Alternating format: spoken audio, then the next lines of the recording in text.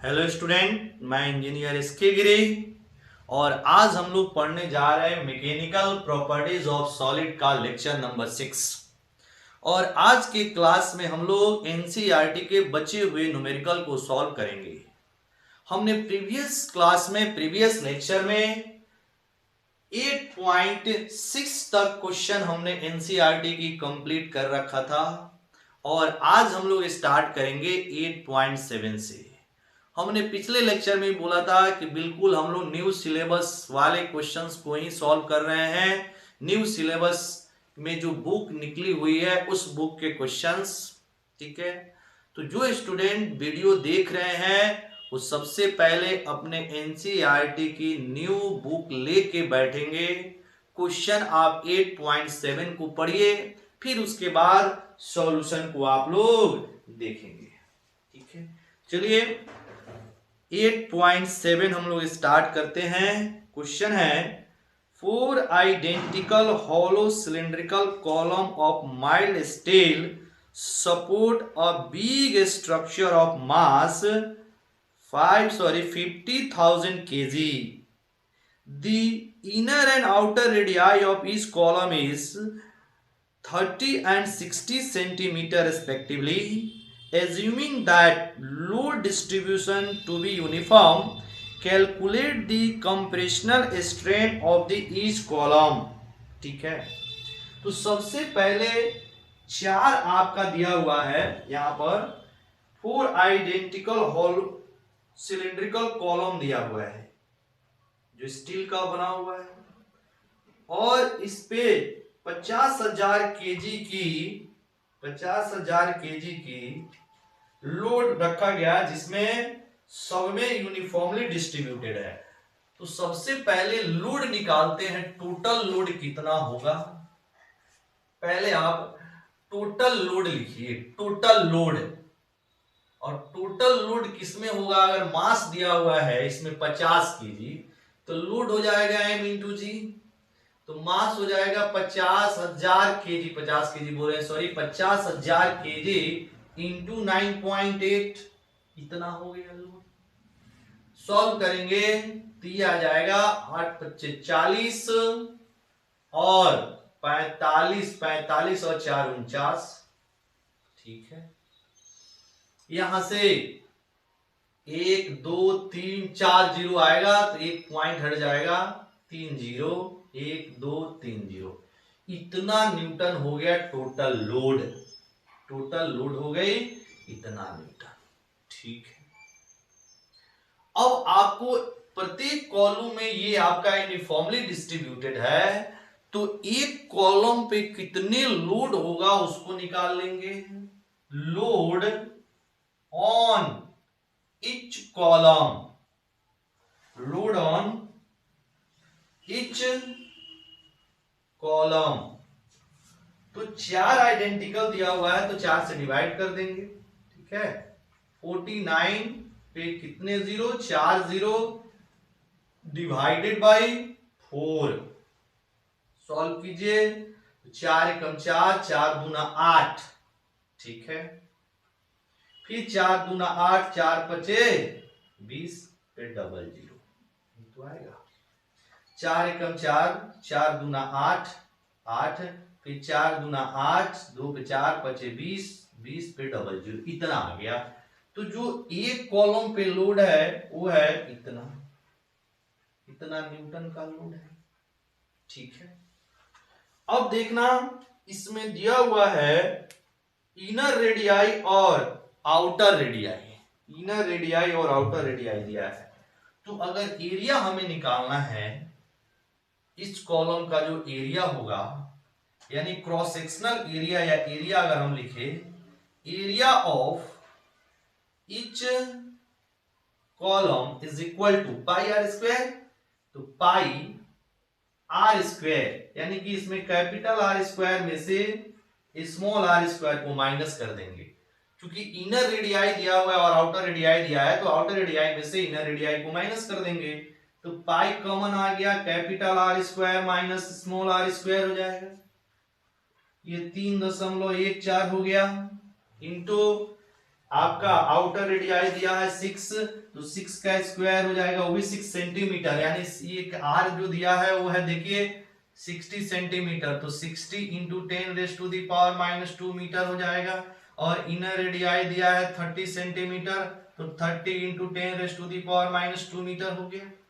अब स्क्वायर कीजिए, स्क्वायर करेंगे तो ये हो जाएगा 3600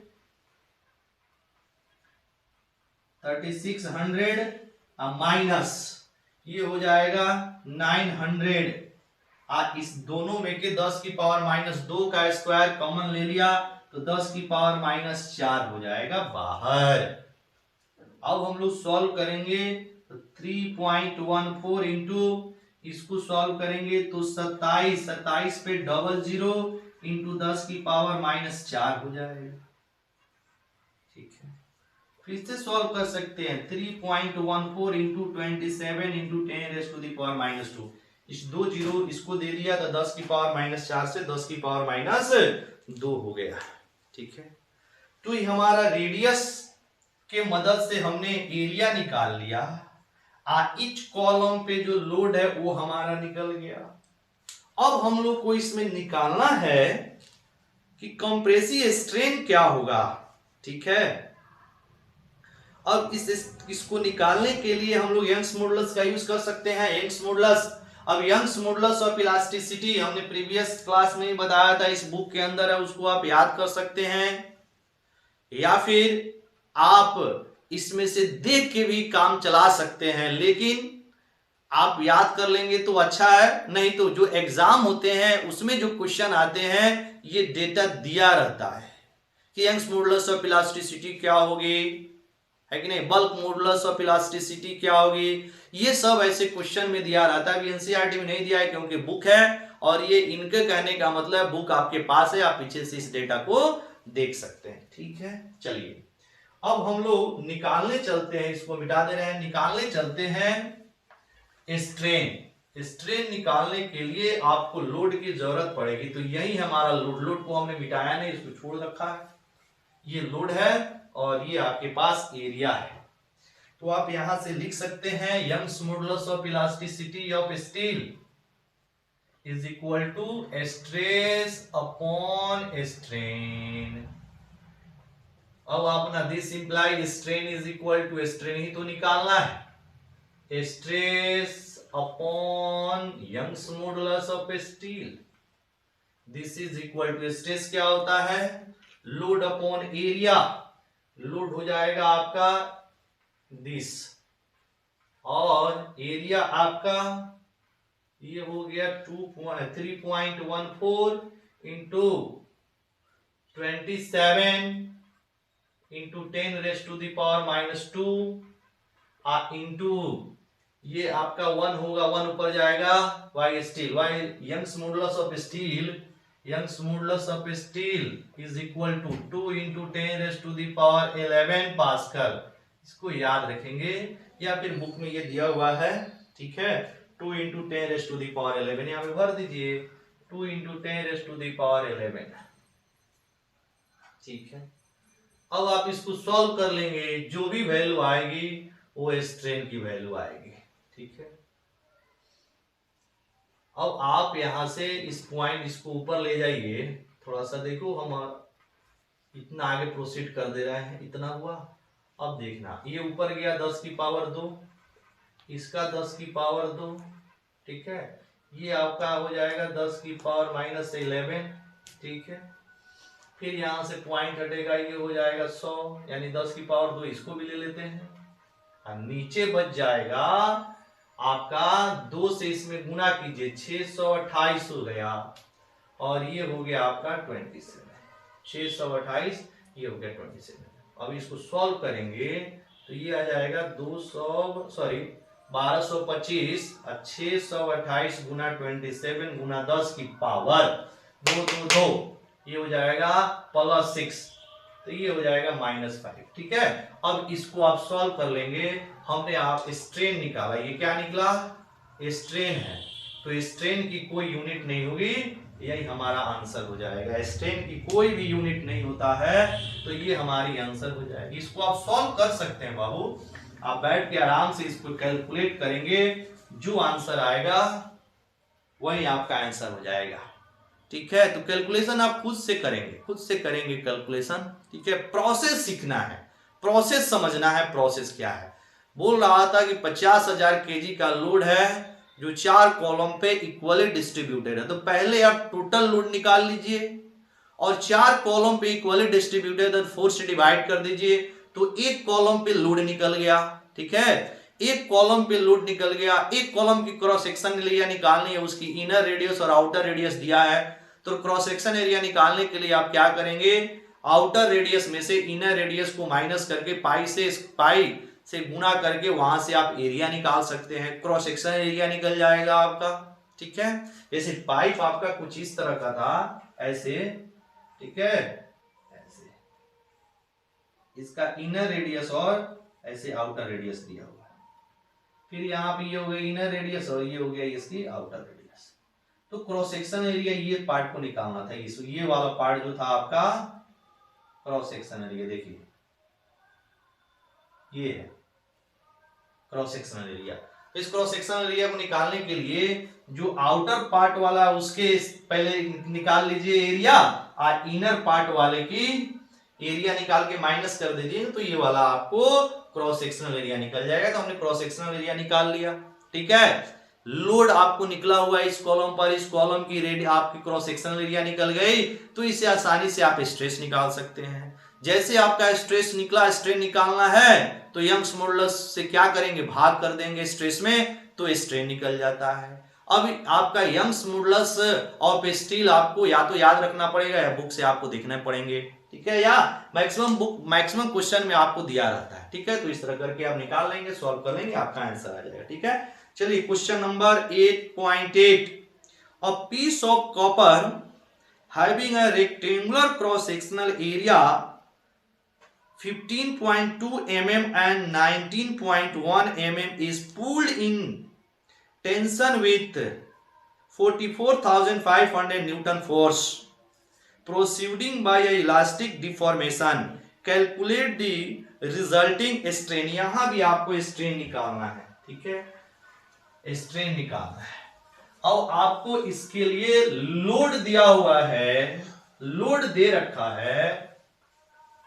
ठीक है, लोड दे रखा है, एक सेकंड, और क्रॉस सेक्शनल एरिया भी आप निकाल सकते हैं, फिर स्ट्रेन निकल जाएगा। कॉपर का आपको यंग्स मॉडुलस याद रखना होगा, तो ये हो गया आपको 8.8। यहां से अगर हम लोग पहले क्रॉस सेक्शनल एरिया निकाले, क्रॉस सेक्शनल एरिया क्या हो जाएगा, तो रेक्टेंगुलर है, इसकी लेंथ और विड्थ दिया हुआ है 15.2 mm और इंटू ये हो जाएगा 19.1 mm। तो हम क्या करते हैं, इसको मीटर में बदल देते हैं, 15.2 इंटू 10⁻³ और 19.1 इंटू 10⁻³ अब ये हो जाएगा एरिया मीटर स्क्वायर में। 15.2 into 19.1 into 10⁻⁻6 metre square area निकल गया। इसी तरह आप इसका लोड निकालना नहीं, लोड ऑलरेडी दिया हुआ है, फोर्स, इसमें जो फोर्स है वो 44,500 न्यूटन है, 44,500 न्यूटन दिया हुआ है।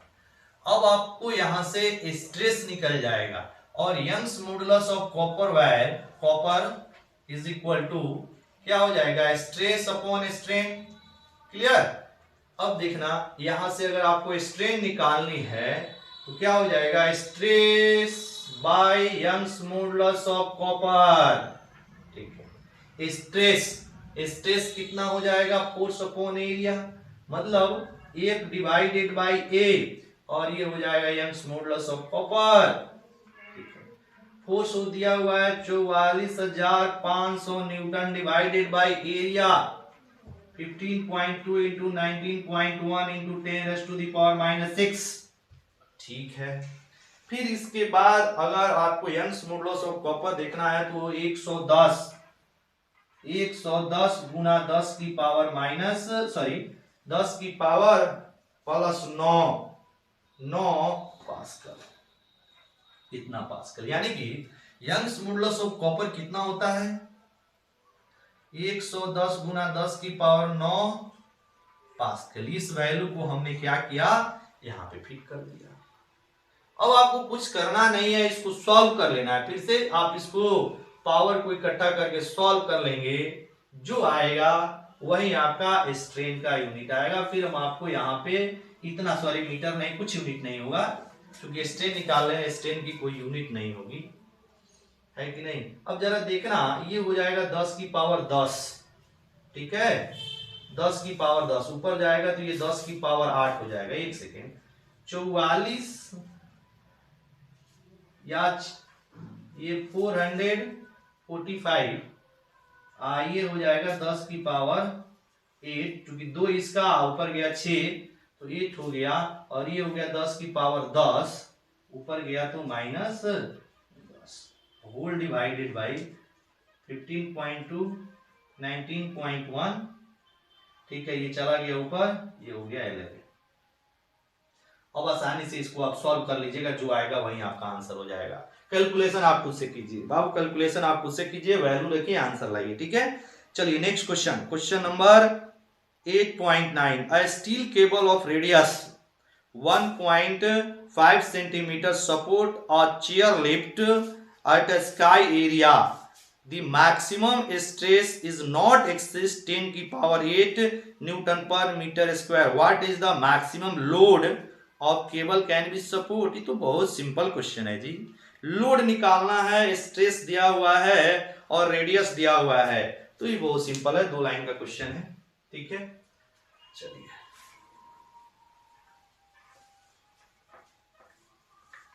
नेक्स्ट,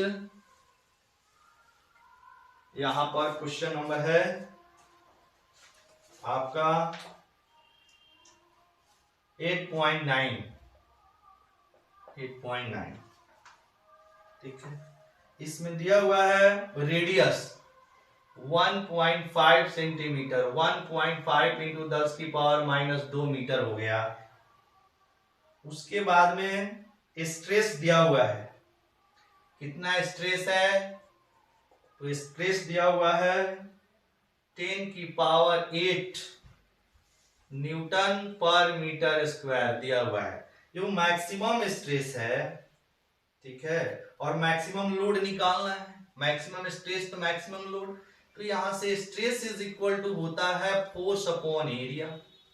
तो अगर स्ट्रेस मैक्सिमम होगा तो फोर्स भी मैक्सिमम होगी, है ना। तो यहां पे maximum force is equal to stress maximum into area हो जाएगा। और ये जो आपका है वो मैक्सिमम दिया हुआ है, क्वेश्चन में मैक्सिमम स्ट्रेस दिया हुआ, तो मैक्सिमम फोर्स निकल जाएगा।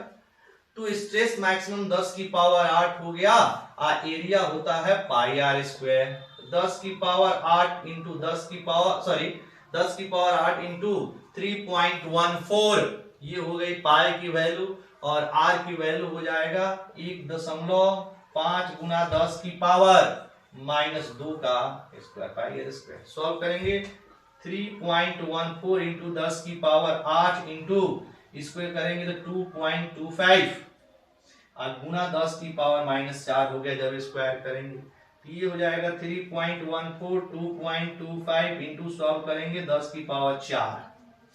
ये स्ट्रेस निकाल रहे हैं हम लोग फोर्स निकाल रहे हैं, फोर्स मैक्सिमम, तो जो वैल्यू आएगा वो किस में आएगा, न्यूटन में आएगा, ठीक है। अब आप क्या करेंगे 3.14 और 2.25 में मल्टीप्लाई कर दीजिएगा, आपका आंसर आ जाएगा। ये था क्वेश्चन नंबर 9, बहुत ही simple question. Question number 10, a rigid bar of mass 15 kg is supported systematically by a 3 wire each 2 meter long, those at each end are of copper and middle one is iron, ठीक है। determine the ratios of their diameter if each to have the same tension.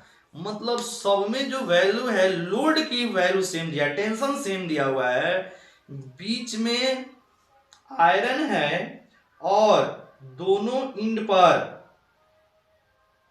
Copper है और rigid आपका 15 KG support symmetrically है। ठीक है, 2 metre long ऐसे कुछ है। देखिएगा क्वेश्चन में 8.10 8.10 8.10 कुछ ऐसे है। 8.10 मान लो ऐसे है आपका एक रिजिड सपोर्ट, ऐसे मान लेते हैं, इधर बना रहे हैं फिगर, इस साइड देखना, ऐसे यहां फिगर बना रहे हैं।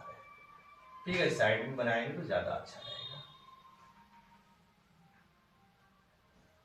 यहां पे मान लो एक लोड है, ठीक है, 15 केजी का है, 15 केजी का लोड दिया हुआ है। मान लो ये आपका यहां से यहां तक कॉपर है, ये आयरन है, ये आपका कॉपर है और फिर ये कॉपर है। ठीक है, इसके बाद लेंथ भी दिया है, इसका भी लेंथ दिया है 2 मीटर। ठीक है, इसका भी लेंथ दिया है 2 मीटर, फिर इसका भी लेंथ दिया है 2 मीटर। ठीक है, सब दिया है 2-2 मीटर का। ठीक है, फिर इसके बाद सब में टेंशन सेम है, मतलब सब में जो फोर्स की वैल्यू सेम हो जाएगा और आपको ratio of their diameter of each having same tension, तो सबकी डायमीटर का रेशियो निकालनी है, सबके डायमीटर का रेशियो निकालना है। ऐसे ये आपका पहला कॉपर, आयरन, कॉपर, ऐसे टेंशन सेम है। क्रॉस सेक्शनल एरिया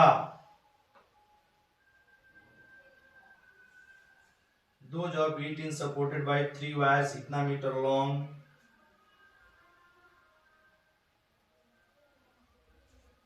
तो यंग्स मॉडुलस से अगर हम लोग निकाले, एक सेकेंड, पहला इंड Young's modulus of copper is equal to stress upon strain. ठीक है, टेंशन सेम है, मतलब T अपॉन ए मतलब पाई डी बाई 2 का स्क्वायर एरिया हो जाएगा। अच्छा, स्ट्रेन की जो वैल्यू है वो डेल्टा एल बाई एल हो जाएगा। अब इसमें हम लोग को एज्यूम करना होगा कि टेंशन सब में सेम है, इसका मतलब सबकी इलोंगेशन भी सेम होगा। ये आपको एज्यूम करके चलना पड़ेगा। क्वेश्चन में ये आपको नहीं दिया है, लेकिन आपको एज्यूम करके चलना पड़ेगा कि इसकी जो इलोंगेशन है वो सेम है, लेंथ भी सेम दिया है सबके लिए, है कि नहीं, दिया हुआ है। पाई टी ये सब सेम है, तो इसको अगर हम लोग सॉल्व करें तो क्या हो जाएगा, T L divided by pi D की पावर 2 और नीचे ये जो 4 है, ठीक है, ये चला जाएगा ऊपर और फिर ये हो जाएगा डेल्टा एल, ऐसे आ जाएगा डी के टर्म।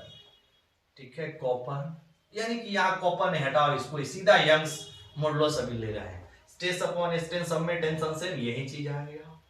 ठीक है कि नहीं? अब जरा देखना, तो क्या लिख सकते हैं, Young's modulus is directly proportional to 1 by D का स्क्वायर। ठीक है, यानी कि अब इसको ऐसे लिखिए, Young's modulus is constant by diameter square. अब यहां से diameter is equal to constant divided by Young's modulus of steel या फिर copper, sorry Young's modulus of copper, iron या फिर स्टील हो जाएगा। हमने जनरल निकाल लिया, स्ट्रेस अपॉन स्ट्रेन हो जाएगा, stress is equal to tension upon area, area हो जाएगा पाई आर स्क्वायर आर होता है डी बाई 2 का होल स्क्वायर, सॉल्व करेंगे ये वैल्यू आ जाएगा, ये 4 चला गया ऊपर, सॉल्व करने के बाद ये आ जाएगा। ठीक है, यहाँ पे देखा इस सबके लिए सेम है, आपका टेंशन सेम, लेंथ सेम, 4 तो कांस्टेंट ही है, पाई की वैल्यू कांस्टेंट है, डेल्टा एल इसमें आप कांस्टेंट मान लीजिए, सबके लिए सेम इलोंगेशन हो रहा है, तो ये वैल्यू आ जाएगी। तो अब अगर हमें रेशियो निकालनी है तो डायमीटर ऑफ कॉपर, ठीक है, diameter of copper, diameter of iron and diameter of copper. एक सेकेंड, इस वैल्यू को आप निकाल सकते हैं। ठीक है, चलिए आप इसको आप निकालिए, कुछ जरूरत काम है, इस हम यहीं पे स्टॉप कर रहे हैं, आप इसको निकाल के रखेंगे, फिर नेक्स्ट वीडियो में हम लोग मिलेंगे।